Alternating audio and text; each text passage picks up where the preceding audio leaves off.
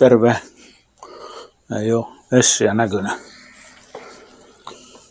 Rupesin katsoa vähän, että mitä striimaamista vois täältä meikäläisen musiikinhuoneesta tehdä. Ei oo nyt mitään käsikirjoitusta tähän enkä liveen tätä nyt suoraan striimaakaan. Mä tallennan tän ja katsotaan, että tarviiko sille jotain tehdä. Mutta asensin tommosen ohjelman, jolla voidaan tosiaan striimata YouTubeen, Facebookiin, mihin vaan tuollaisiin palveluihin. Tai sitten voidaan tosiaan tallettaa tiedostoja, laittaa se sitten jonkinlaisen muun päivityksenä menemään eteenpäin tai muuten vaan omaksi ilokseen.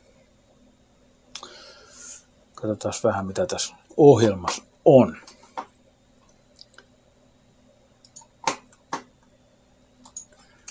Tuossa on kuva siitä ohjelmasta. Eli meillä on 2 tällaista päänäkymää tässä nyt esillä. Tämä on tällainen studionäkymä.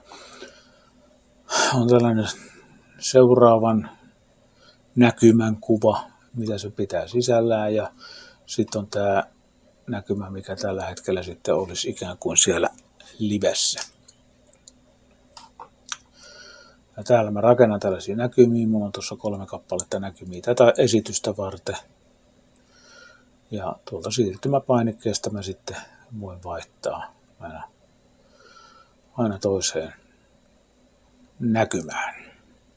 Ohjelmaan voidaan liittää ikkunoita tietokoneesta, eri web-kameroita, laitteiden omia kiinteitä kameroita. Lähteitä voi olla vaikka mistä.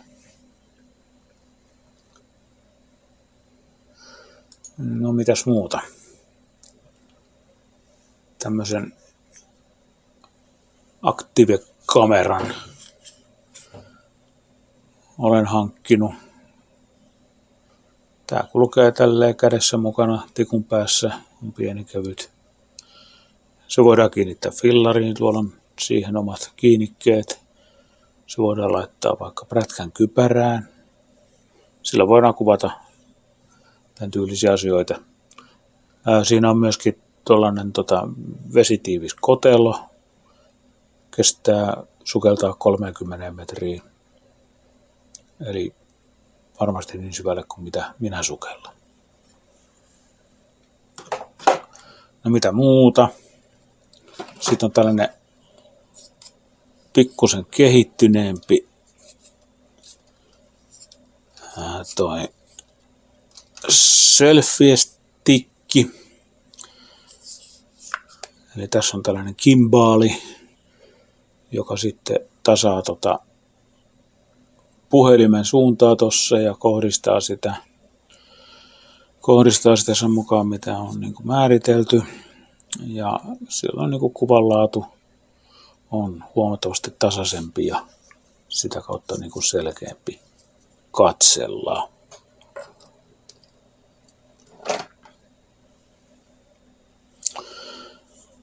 Ja kun musiikkihuoneessa ollaan, niin totta kai musiikki.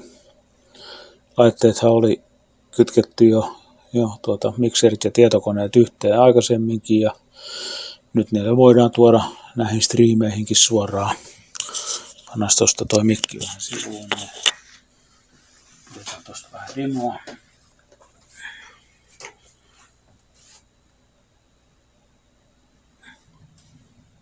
Täällä on sitten mikrofonin laulamista varten esimerkiksi. Eli saadaan kaiutin mukaan. Tämä ääni tulee tuolta kaiuttimien kautta tuohon mikrofoniin. Se voidaan toki sähköisesti ohjata tietokoneelle ja sieltä se saadaan tuonne striimiin sitten sähköisesti suoraan. No mitäs muuta?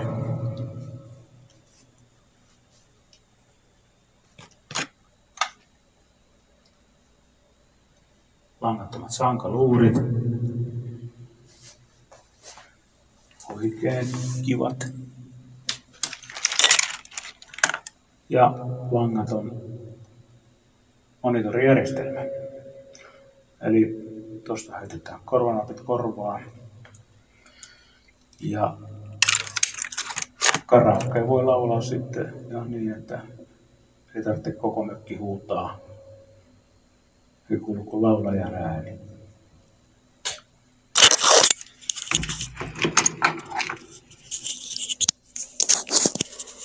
Mä pikkusen paukuttaa.